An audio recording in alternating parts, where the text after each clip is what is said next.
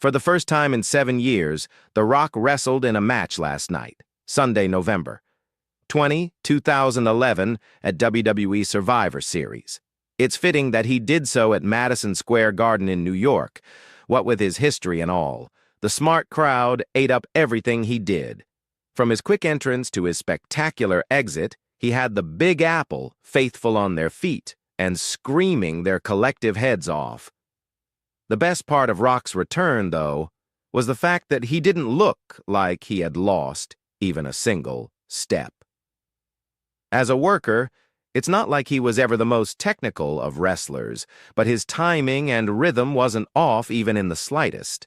In fact, as our friend Arda Okal noted on Twitter, the Great One did an Oklahoma roll at the beginning of the match, something he's never done before. He even followed that up with a fisherman's suplex.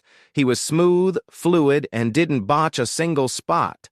The finishing sequence with Cena ran a tad longer than it needed to, but it laid the right groundwork and sent the fans home happy, kind of. Cena's sell job on the Rock bottom was the worst I've ever seen for the move, but the most electrifying man in sports and entertainment was exactly that last night. This isn't to say he was totally perfect. His in-ring work was nothing short of amazing, but he wasn't exactly given a lot of time to ply his craft. The majority of his match with Cena against Miz and Truth was spent on Cena taking a beating from the heels until Rock could finally get the hot tag.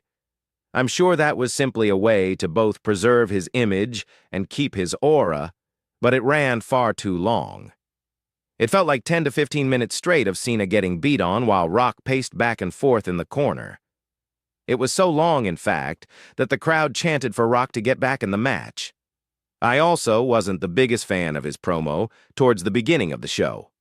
Not for content, which was solid as usual, but for length.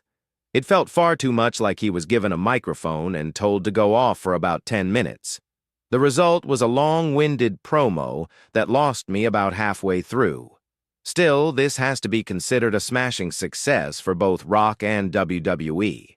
We won't know what the pay-per-view buy rate looks like for a while, but this felt special, made even more so by the smart New York crowd that marked out for all the right reasons at all the right times and for all the right people.